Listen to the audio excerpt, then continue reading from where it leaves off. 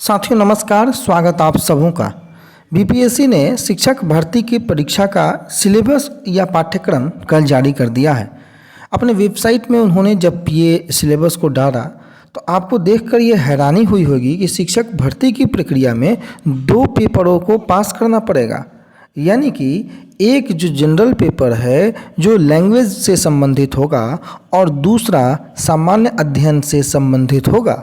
हालांकि पेपर 1 जो कि लैंग्वेज से संबंधित होगा उसमें भी 30% लाना अनिवार्य है और सामान्य अध्ययन में 40% जो है वो जनरल अभ्यर्थियों को लाना होगा और उसी के अंक के आधार पर जो है आपकी मेरिट लिस्ट तैयार होगी।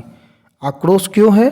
क्योंकि इस परीक्षा में प्रश्न पत्र जो होंगे उसका लेवल जो होगा कठिन होगा और साथ ही साथ निगेटिव मार्किंग भी रहेगी।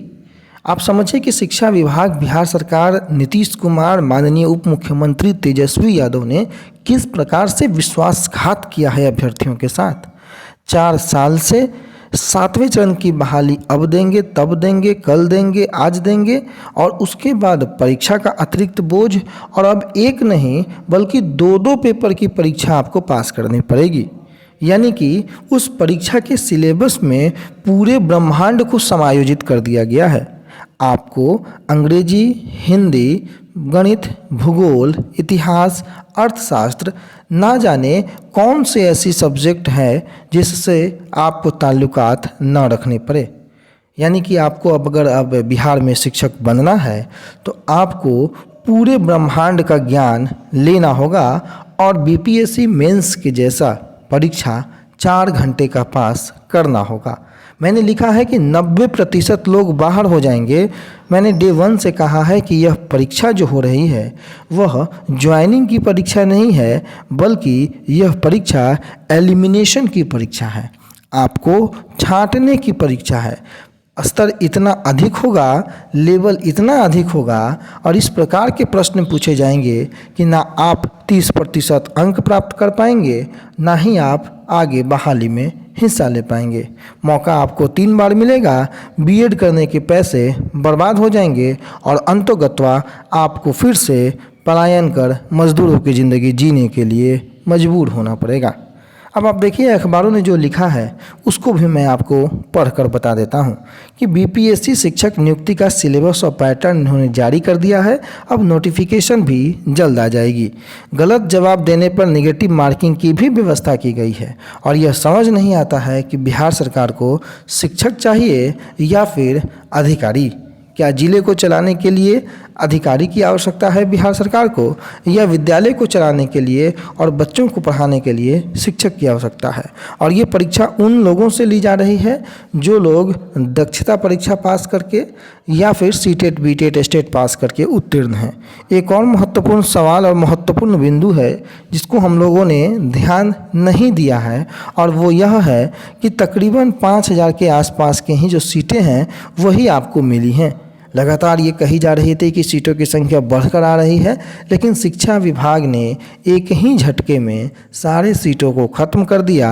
अब 5000 सीटों में जो अभ्यर्थी लाखों की संख्या में हैं वो और 4 लाख नियोजित शिक्षक, ये तमाम लोग इसी सीट पर फाइट करते हुए नज़र आ रहे हैं और ऐसी स्थिति में संभावना बहुत अधिक प्रबल हो जाती है कि मैक्सिमम जो लोग एवरेज कंडीशन में होंगे वह बाहर हो जाएंगे। आपको इसके लिए बहुत अधिक निपुणता, बहुत अधिक गहनता की आवश्यकता है। आपकी जो पढ़ाई का जो लेवल है वो उस स्तर तक होना चाहिए कि आप बीपीएससी मेंस, यूपीएससी मेंस निकाल सकें।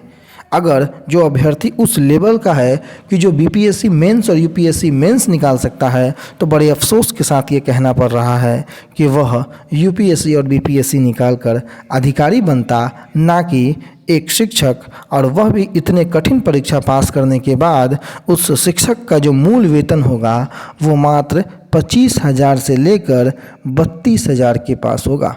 ये बड़े दुर्भाग्य की बात हमारे बिहार के लिए है कि इतने कठिन परीक्षाओं को पास करने के बावजूद भी आपको वेतन के रूप में मूल वेतन 25,000 से 32,000 के बीच मिलेगी।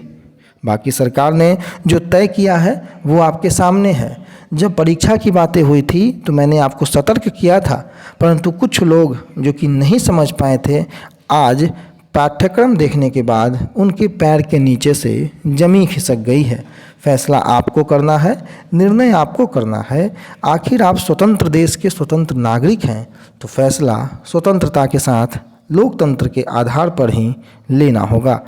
तो वेबसाइट पर सिलेबस और परीक्षा का पाठ्यक्रम अपलोड कर दिया गया है। 87,222 शिक्षकों की नियुक्ति की अधियाचना भेज दी गई है। अब आपको बहुत जल्द नोटिफिकेशन देखने को मिल जाएगा और परीक्षा में जो न्यूनतम उत्तीर्णांक का प्रतिशत है वह लागू है।